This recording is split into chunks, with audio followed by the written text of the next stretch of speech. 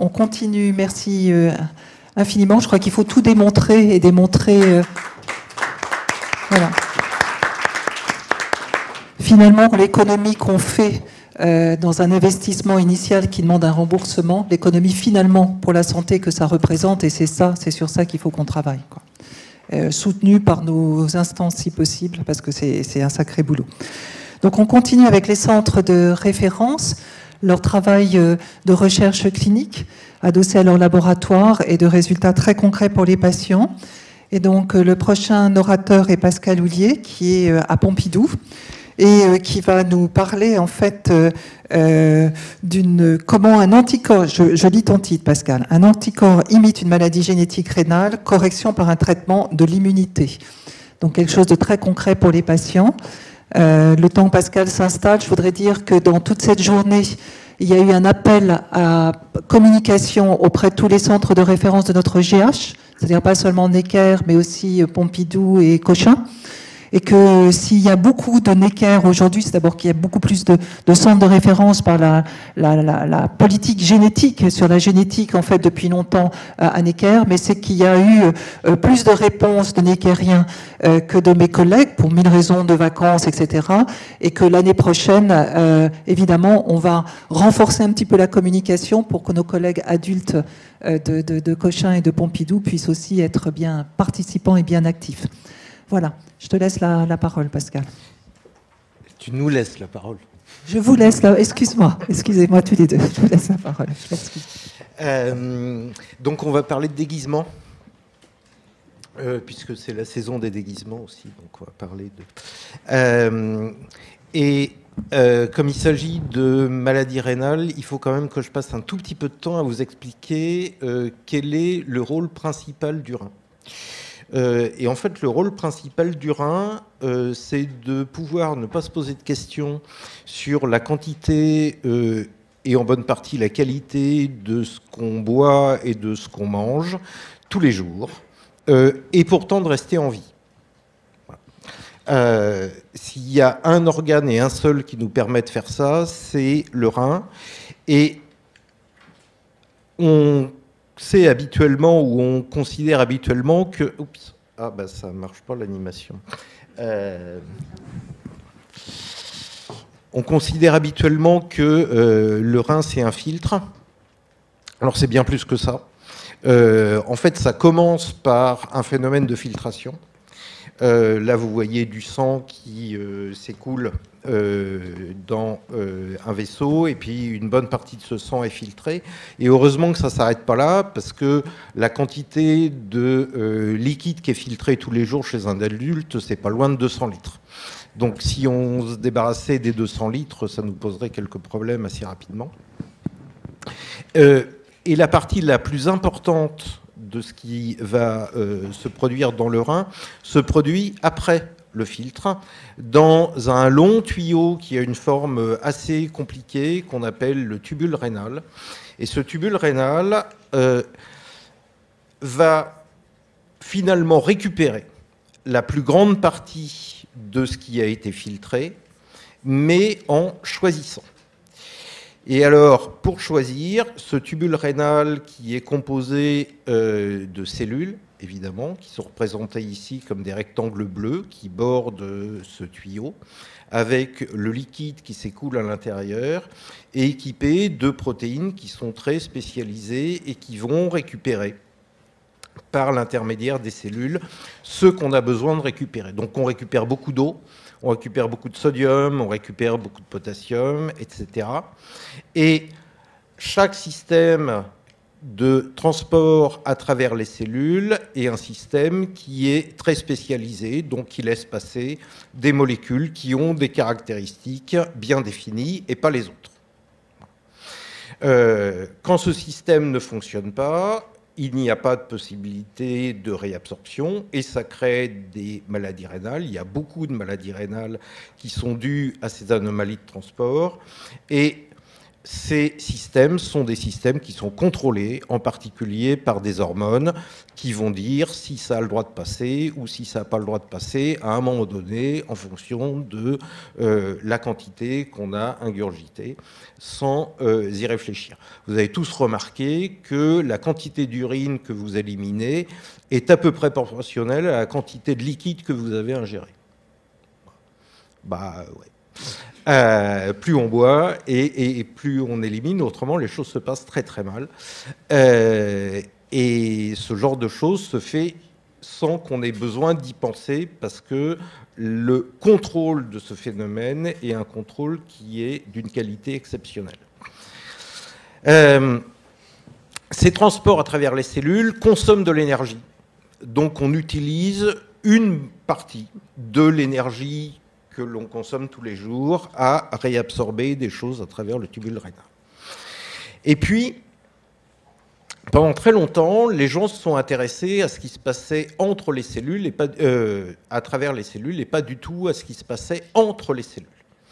Et beaucoup plus récemment, la réalité que, à travers les cellules, il y a des transports, que ces transports sont quantitativement importants, que ces transports sont qualitativement importants et que ces transports sont contrôlés, est apparu et a créé un mini-séisme quand même, il ne faut pas exagérer, dans le monde du transport à travers les épithéliums, parce que c'était une notion qui était complètement ignorée. Et les phénomènes qui se produisent à travers les cellules, en termes de transport, sont le fait de protéines qui sont extrêmement spécialisées, qui ne sont exprimées qu'à cet endroit-là, et qui s'appellent des claudines. Donc vous avez ici une claudine, et puis toute une déclinaison de claudines. Donc chez les humains, on en compte entre 25 et 30, qui ont toutes des caractéristiques spécifiques et qui vont en particulier déterminer ce qui a le droit de passer et ce qui n'a pas le droit de passer. Et probablement avec l'évolution, donc ça s'est produit sans doute il y a très longtemps, certaines claudines se sont spécialisées dans la propriété de laisser passer du calcium et du magnésium à travers les cellules du rein. Et ces claudines sont exprimées dans certains endroits spécifiques du rein, qui sont donc importants pour la réabsorption du calcium et du magnésium. Et deux claudines sont capables de faire ça, la claudine 16 et la claudine 19. Et évidemment, quand ça ne fonctionne pas, le rein n'est pas capable de réabsorber normalement les quantités de calcium et de magnésium. On perd du calcium et du magnésium par voie rénale. Ça a un certain nombre de conséquences, dont une fatigue qui est en général intense, mais des complications neuromusculaires qui peuvent être extrêmement graves. Et bien entendu, là-dedans, et des dépôts de minéraux à l'intérieur des reins, ce qu'on appelle une néphrocalcinose, qui va s'accompagner d'une dégradation de la fonction rénale progressive, qui peut nécessiter le recours à la dialyse et à la transplantation rénale. Et bien entendu, dans ce cadre-là, on trouve des maladies génétiques, c'est-à-dire que les variants génétiques de claudine 16 ou de claudine 19 créent un syndrome qu'on appelle le syndrome d'hypomagnésémie familiale, avec hypercalciurie et néphrocalcinose. On perd du magnésium, on perd du calcium en quantité extrêmement grande, on calcifie les reins et on crée une insuffisance rénale chronique. C'est une maladie génétique qui existe dès l'enfance. Donc elle est due à une anomalie d'expression de fonction de ces deux claudines ici, qui sont exprimées à un endroit spécifique du rein qu'on appelle la branche large ascendante de l'anse de Henle. On peut visualiser claudine 16, on pourrait visualiser claudine 19, elle aurait exactement la même tête parce qu'elles sont exprimées exactement au même endroit. Donc là, vous avez l'image d'un anticorps qui marque Claudine 16, qui fait le pourtour d'une cellule qui est exprimée dans ce segment du tubule rénal. Vous, je ne sais pas, mais moi, je trouve que c'est d'une délicatesse qui est absolument remarquable. Là, de la dentelle. Et en plus, c'est utile. Donc, comme je vous l'ai dit, c'est une maladie génétique. Et ce qu'on va vous montrer, c'est que, eh bien, et pas que. Et il y a quelques années, un patient de 71 ans a commencé à développer en quelques semaines des fourmillements de plus en plus intenses, des crampes musculaires de plus en plus intenses, une faiblesse musculaire de plus en plus intense, suffisamment intense pour qu'il se fasse hospitaliser, ou il soit nécessaire qu'il soit hospitalisé. Et sans rentrer dans trop de détails, les examens sanguins qui ont été réalisés quand il a été hospitalisé montraient que sa concentration de magnésium dans le sang était extrêmement basse, sa concentration de calcium dans le sang était extrêmement basse, et qu'au contraire, il avait des quantités anormalement élevées de magnésium dans l'urine et de calcium dans l'urine. Donc il était incapable de réabsorber normalement le calcium et le magnésium. Et en plus, il était en train de développer une insuffisance rénale dont vous allez voir tout à l'heure comment elle s'est développée. Donc en fait, ce patient avait un syndrome de perte rénale de calcium et de magnésium, exactement comme un enfant qui naît avec une anomalie génétique de Claudine 16 ou Claudine 19, sauf que lui, il avait 71 ans, et que 2 ans auparavant, sa magnésémie et sa calcémie étaient parfaitement normales.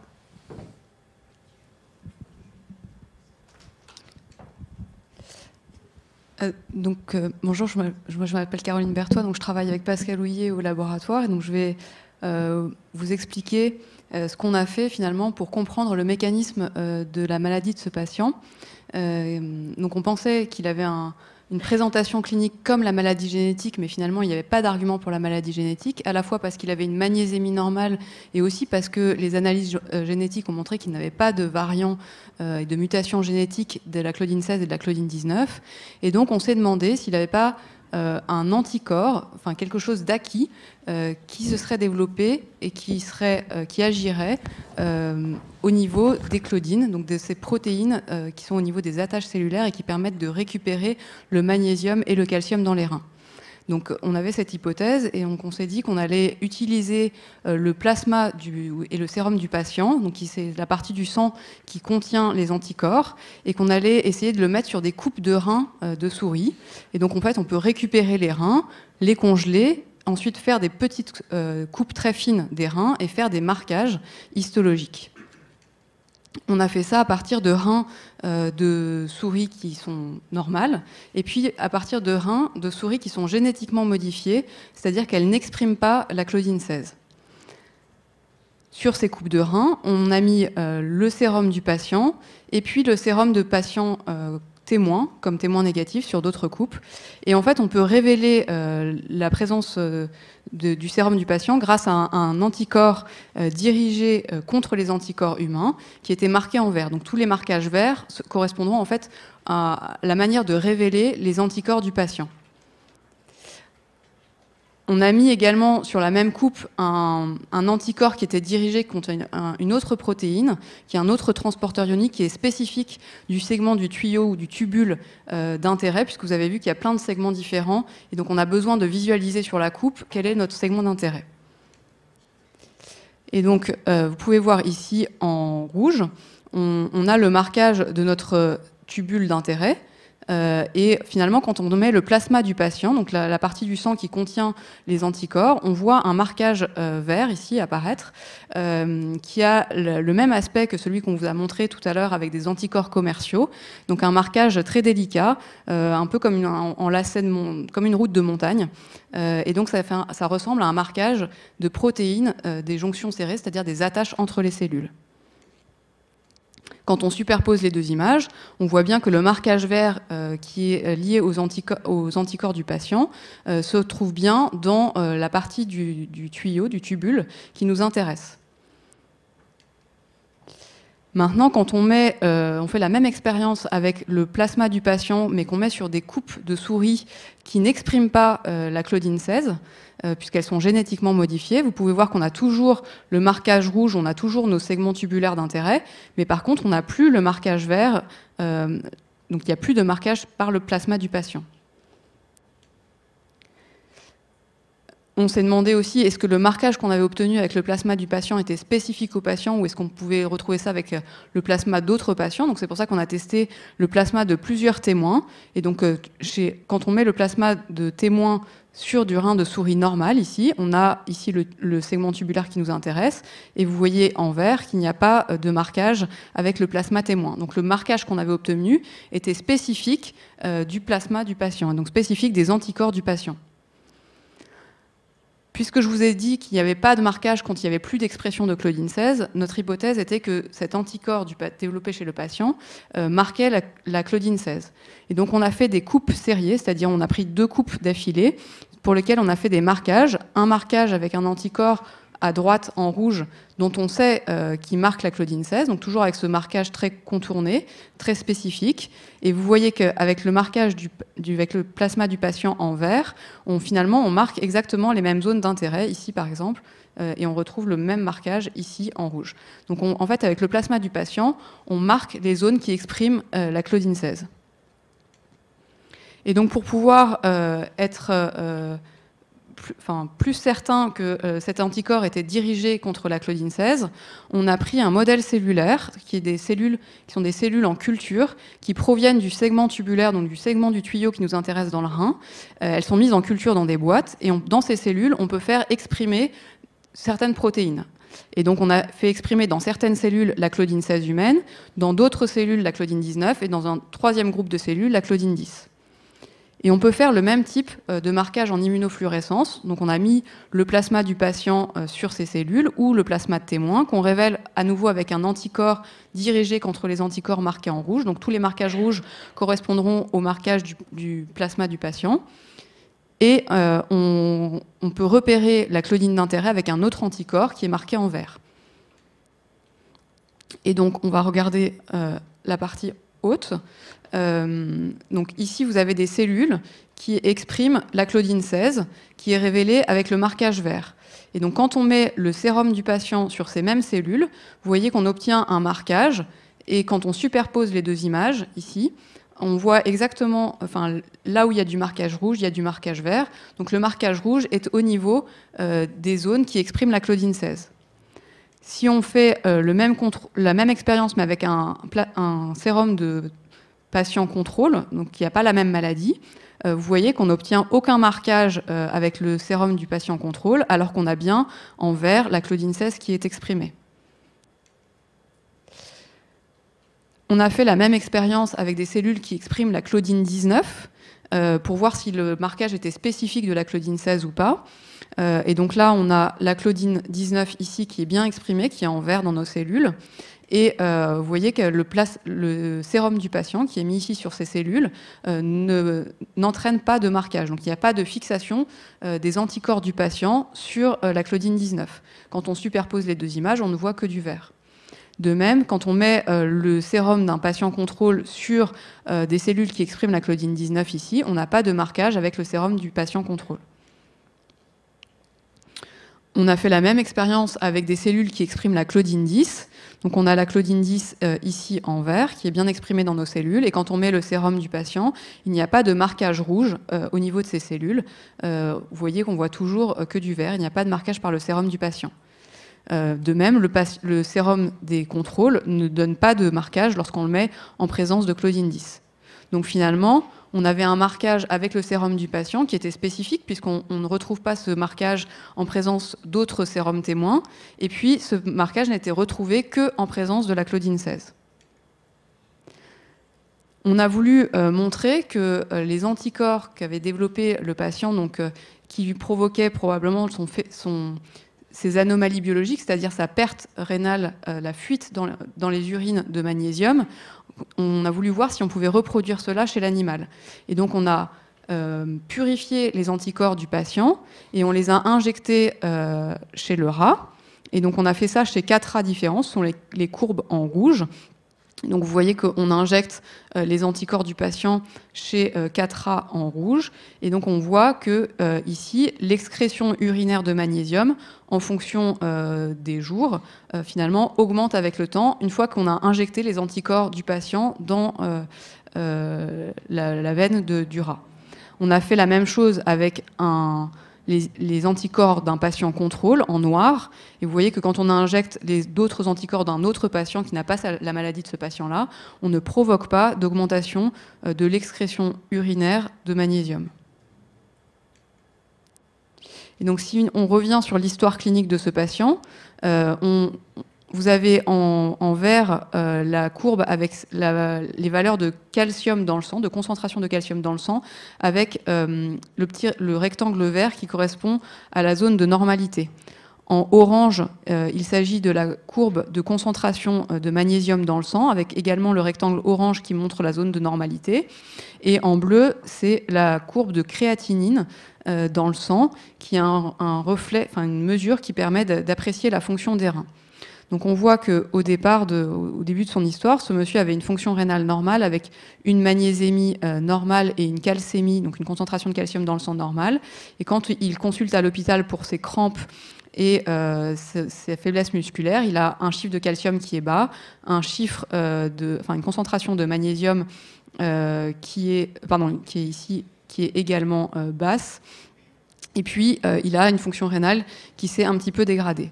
Et au cours de son histoire, il a monté, la créatininémie, donc la créatinine dans le sang a augmenté, ce qui veut dire que les reins fonctionnaient moins bien.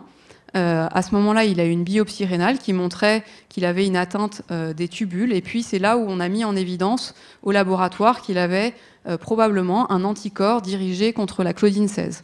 Et donc, on lui a proposé un traitement qui a consisté en des échanges plasmatiques. Donc, c'est-à-dire que le but des échanges plasmatiques est de retirer l'anticorps qui lui donnait sa maladie, et puis du rituximab, qui est un traitement qui joue aussi sur l'immunité, qui joue sur les lymphocytes B, qui sont les lymphocytes qui produisent les anticorps. Et donc, grâce à ce traitement, on voit que la créatininémie, au niveau de la courbe en bleu, a rebaissé. Donc, ça veut dire que la fonction rénale s'est améliorée. Néanmoins, le magnésium dans le sang ne s'est pas normalisé. Et au cours de son histoire, finalement, quelques années, 3 ans plus tard, on voit que la fonction rénale se dégrade à nouveau avec la créatinine qui remonte ici. Et en fait, ça correspond à un moment où on a découvert une tumeur du rein droit, et on lui a retiré cette tumeur. Donc on a retiré le rein droit, ce qui explique pourquoi la créatinine a monté. Et on voit qu'il y a à ce moment-là une normalisation de la magnésémie, donc du magnésium, pas une normalisation, mais une augmentation de la magnésémie. Et donc une de nos hypothèses, donc vous voyez ici la tumeur du rein droit au scanner. Une de nos hypothèses était de savoir est-ce que cette tumeur finalement avait généré l'existence de cet anticorps dirigé contre la claudine 16. Et donc on a analysé cette tumeur au laboratoire pour voir si elle exprimait fortement la claudine 16. Donc on voit ici 2 tumeurs contrôles d'autres patients et qui expriment faiblement la claudine 16. On voit ici le rein normal de ce patient qui exprime également faiblement la claudine 16, et finalement ici, la tumeur de ce patient qui exprimait très fortement la claudine 16.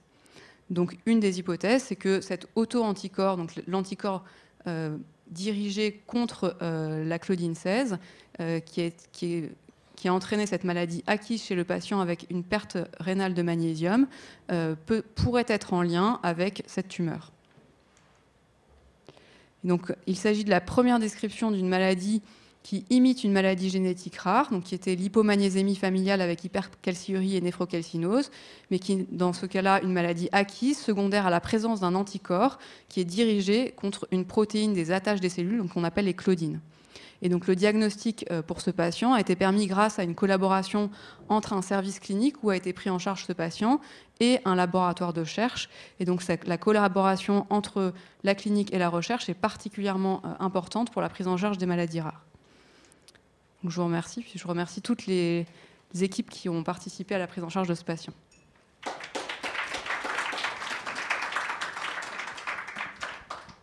Merci Caroline. Je t'oublie pas là. Merci à tous les deux. Merci Pascal. Est-ce qu'il y a des questions, des commentaires? C'est un très beau cas qui illustre bien la conclusion. C'était une tumeur maligne? Oui, bravo, c'était vraiment très élégant toute la démonstration. Juste une petite question. Pourquoi vous n'avez pas utilisé les souris KO Claudine 10 et 19? Vous ne les aviez pas? Vous avez pris sur les modèles cellulaires? Non, alors, à l'époque, on n'avait pas la souris Claudine 19 Knockout. Et la souris Claudine 10 Knockout, en fait, on n'a pas eu le temps de développer ce point-là dans la présentation, mais donc vous avez vu initialement dans la présentation, il y a certaines jonctions serrées, donc certaines attaches des cellules dans ce segment du tuyau qui expriment Claudine 10 et d'autres qui expriment Claudine 16 et Claudine 19. Et en fait, chez la souris Claudine 10 Knockout, donc qui est génétiquement modifiée, qui n'exprime plus la Claudine 10, il y a un envahissement des jonctions serrées par la Claudine 16 et la Claudine 19. Donc toutes les jonctions serrées, toutes les attaches entre les cellules expriment Claudine 16 et Claudine 19. Donc on a mis effectivement le sérum du patient sur les reins qui n'expriment pas Claudine 10, mais en fait ces reins expriment Claudine 16 et Claudine 19, et donc il y avait toujours un marquage.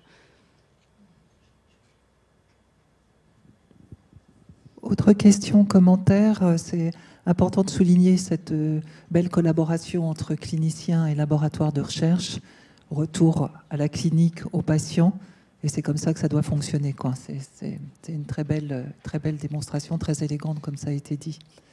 Merci beaucoup.